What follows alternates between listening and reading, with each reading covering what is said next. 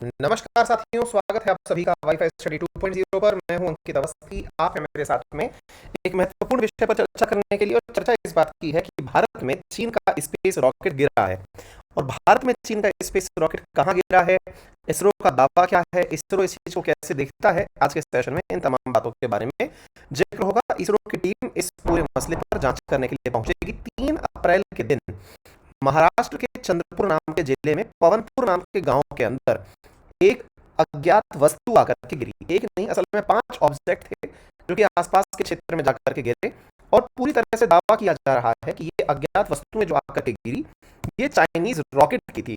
जिन तस्वीरों के माध्यम से आप देख सकते हैं, ये यहाँ पर देख करके समझ में आएगा कि ये जो पूरी की पूरी वस्तु आपको दिखाई दे रही है, एक बड़ी सी बॉल आपको दिखाई दे रही है, ऐसे एक रिंग्स आपको दिखाई दे रहा है, ऐसे कोई टुकड़ा सा यहाँ पर दिखाई दे रहा है। आप कुछ तस्वीरों के माध्यम से भी देख सकते हैं कि ये स्पेस की तरफ से, अंतरिक्ष की तरफ से आती हुई कुछ इस प्रकार की बौछारें हैं जो कि पृथ्वी की तरफ आ रही हैं, और आते हुए इन्हें आप गिरते हुए देख सकते हैं कुछ तस्वीरों में। ये देखिए आप, एकदम पूरी तरह से जैसे आग लगता हुआ जो टुकड़ा है, ऐसे दूर से देखने पर लग रहा है कि कोई मीटियोर आके गिर रहा हो। आप इन तस्वीरों को देखें तो ऐसा लगता है कि अंतरिक्ष का कोई भी मतलब जो टुकड़ा है वो टूट करके, या फिर उल्का पिंड जो है वो आकर के पृथ्वी पर गिर रहा हो, ऐसी फीलिंग आई। लेकिन वास्तविकता में जब इसको नजदीक से देखा गया तो ये देख करके लगा कि ये एक रॉकेट का टुकड़ा है।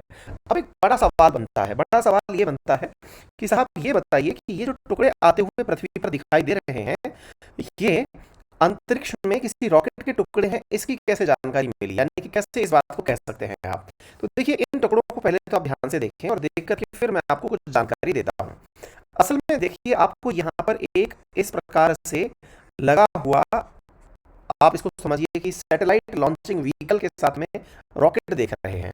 असल में आप इसको थोड़ा सा समझने का प्रयास करिए। आप जब भी कभी इस प्रकार की संरचना देखते हैं तो आपको समझ में आता है कि हाँ भाई, रॉकेट लॉन्च होने वाला है। बिल्कुल सही सोचते हैं आप। असल में ये पूरी की पूरी संरचना जो यहाँ से देख करके और नीचे तक की आपको दिखती है, ये रॉकेट ही है। इसके ऊपर ये जो कैनोपी वाला हिस्सा होता है, इसमें असल में सैटेलाइट डाल करके भेजी जाती है। मतलब आप ये समझिए कि इस हिस्से को अंतरिक्ष में पहुंचाने के लिए इतने बड़े हिस्से को जलना पड़ता है। यानी कि अगर आपको 30-35 हज़ार किलोमीटर ऊंचाई सैटेलाइट भेजनी है, जैसे अंतरिक्ष में जो कि वैज्ञानिकों का दावा है कि वैज्ञानिकों ने कहा है कि ये लॉन्ग मार्च 3B नाम का रॉकेट था जो कि चाइना के द्वारा फरवरी 2021 में भेजा गया था। आप इसे देखें कि इतना सा हिस्सा अंतरिक्ष में पहुंचाना है, और ये सारा की सारा हिस्सा जल जल के रास्ते में ही धुआं होलेगा। अब जल के धुआं हो जाएगा, लेकिन जो मेटल जैसी चीज़ें हैं, वो मेटल कैसे धुआं होगी साहब। अब चूंकि मेटल धुआं नहीं होगी, ऐसी स्थिति में इस मेटल को वापस अंतरिक्ष में पिघल करके तैरते रहना है। देखिए क्या है कि पृथ्वी का ग्रेविटेशन जो है वो जहाँ पर ख़त्म हो जाता है वहाँ तक ये रॉकेट जाते हैं, और वहाँ पर इनके अंदर का ईंधन तो जल जाता है, लेकिन खोखे बचे रह जाते हैं, यानी खाली खाली डब्बे बचे रह जाते हैं। ये जो डब्बे हैं ना, ये अंतरिक्ष में ही तैरते रहते हैं, और इन्हीं तैरते हुए डब्बों को डेब्रिस कहते हैं। जैसे आप अंतरिक्ष का कचरा भी कह सकते हैं, ये डेब्रिस कहलाता है। असल में ये जो डेब्रिस है ना, ये अंतरिक्ष में लगातार पृथ्वी के चारों तरफ तैर रहा है, लगभग 250 किलोमीटर ऊंचाई से, यानी कि 200 से 250 किलोमीटर ऊंचाई से लेकर 35,000 किलोमीटर की ऊंचाई तक। लगभग मान लीजिए 3,000 से ज़्यादा रॉकेट का कचरा जो है वो अभी तैर रहा है। अब कई बार क्या होता है कि तैरते तैरते उसकी दिशा बदल गई, तो दिशा बदल के वो पृथ्वी की तरफ मुड़ जाता है, और पृथ्वी पर मुड़ करके ये पृथ्वी पर गिरता है। उसी में से जो भारत पर गिरा है ये चाइना का है, ये दावा किया जा रहा है। हालांकि इसरो का अभी तक कोई ऑफिशियल बयान नहीं आया है। इसरो के सोशल मीडिया अकाउंट पर इस बारे में जानकारी शेयर की गई, वहीं से सबने न्यूज़ उठा ली है। ठीक है। अब आपके मन में एक डाउट क्रिएट होगा कि सर एक बात बताओ, ये तो बड़े भारी भारी होते होंगे। बिल्कुल, ये बहुत भारी चीज़ है। इतनी ऊंचाई से अगर एक पत्थर का टुकड़ा भी गिरता है तो भी पखेरु उड़ा दे, प्राण पखेरु उड़ जाएं। ये तो इतनी भारी भरकम चीज़ है कि अगर किसी घर पर गिरे, किसी व्यक्ति पर गिरे, तो शायद व्यक्ति भी अंदर ज़मीन में कई फीट तक दब जाएगा। मतलब ये बहुत ही भारी भरकम चीज़ें हैं जो अंतरिक्ष से पृथ्वी पर आई। बस खुशकिस्मती ये रही कि किसी व्यक्ति को किसी प्रकार की कोई चोट नहीं लगी इनके पृथ्वी पर गिरने से। उम्मीद की जा रही है, वैज्ञानिकों का मत भी है, हालांकि चाइना ने भी इसका कोई जवाब नहीं दिया है, इसरो ने भी ऑफिशियली कोई बयान नहीं दिया है। माना जा रहा है कि ये जो है, मतलब एक जोनाथन मैकडोवेल करके व्यक्ति हैं, उनका कहना है कि फरवरी 2021 में रॉकेट जो है वो लॉन्च किया गया था। और ये रॉकेट जो है इसको इस प्रकार से लॉन्च किया गया था कि धरती के 150 किलोमीटर नज़दीक तक रहेगा और दूरी 34,000 किलोमीटर तक की दूरी का तय करेगा। लेकिन असल में ये लॉन्ग मार्च 3B नाम का जो रॉकेट है, ये रॉकेट अपने सैटेलाइट को तो अंतरिक्ष में छोड़ दिया, खुद जो है वो पथ भ्रमित होकर के पृथ्वी की तरफ निकल पड़ा। यूएस स्पेस कमांड ने कहा कि हमने भारत को इसके बारे में जानकारी 1 अप्रैल से पहले ही दे दी थी। अब आप पूछेंगे कि इनको कैसे पता चला।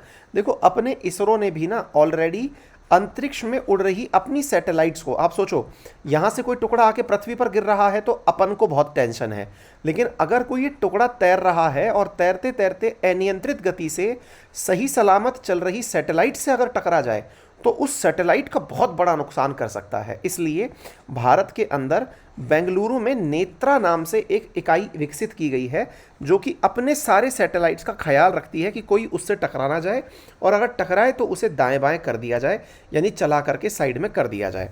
ये जो जानकारी मिल रही है, इस पर एक लेबल लगा हुआ है। इसी लेबल से आइडिया लगाया जा रहा है कि ये सारी की सारी चीज़ें चाइना की हैं। अब उनसे पूछताछ चल रही है। अब आप पूछेंगे कि सर, ऐसे तो किसी के ऊपर कुछ भी गिरने से, अब महाराष्ट्र के चंद्रपुर में ये गिरा है, अब आपके मन में एक चिंता व्यक्त हो जाएगी, ऐसे तो सर कल को हम सो रहे हों, हमारे ऊपर आके गिर जाए। बिल्कुल सही सोच रहे हैं आप, और ऐसा हुआ भी था एक बार। कब हुआ था? एक बार कनाडा जो है ना, इधर देखिए आप, यहाँ पर इसरो का मतलब ये सोशल मीडिया अकाउंट देख सकते हैं, जिस पर इन्होंने ये कमेंट लिखा हुआ है कि हमें बहुत सारे सोर्सेज के माध्यम से कोई मिस्टीरियस ऑब्जेक्ट धरती पर आकर गिरा है, इसके बारे में जानकारी मिली, हमने इसके बारे में जानकारी इकट्ठा की है और जल्दी ही एक वैज्ञानिकों की टीम को भेजा जाएगा, है ना। तो इसरो का कोई ऑफिशियल स्पोक पर्सन ये बात नहीं बोला है, सोशल मीडिया अकाउंट पर ये जानकारी मिली है। लेकिन मैं सवाल कर रहा हूँ कि क्या सर, अगर ऐसा रियल में हो जाए और हम सो रहे हो, हमारे ऊपर आके गिर जाए तो क्या है? देखिए, एक बार ऐसा ही हुआ था। यूएसएसआर यानी सोवियत रूस जो हुआ करता था ना 1991 से पहले, उसकी एक सैटेलाइट ऐसे ही, यानी एक कचरा जो है सैटेलाइट का, वो कनाडा के ऊपर आके गिर गया था।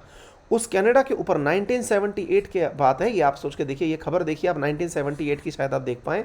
सोवियत सैटेलाइट जो है वो कनाडा के ऊपर गिरा था, ये वाशिंगटन पोस्ट की खबर है। और जब ये गिरा था ना कनाडा के ऊपर, तो कनाडा ने इसकी वजह से काफ़ी ज़्यादा बवाल खड़ा कर दिया था यूएसएसआर के साथ। नतीजतन कनाडा ने इनसे 45 करोड़, उस जमाने में 45 करोड़ रुपए का हर्जाना मांगा था 1978 के अंदर, कि साहब हमको पैसा चाहिए, हमारे ऊपर गिर जाता तो क्या होता। आज से 40-45 साल पहले की बात है, आप सोच के देखिए, उस समय जब अंतरिक्ष का कचरा गिरा तो उस समय बवाल कट गया था। अब आप पूछेंगे सर, इससे बचने का कोई तरीका है क्या? देखिए, कचरे से बचने का तरीका तो केवल यही है कि कचरा साफ़ किया जाए। कचरा साफ़ करने के लिए बहुत से तरीके निकाले जा रहे हैं।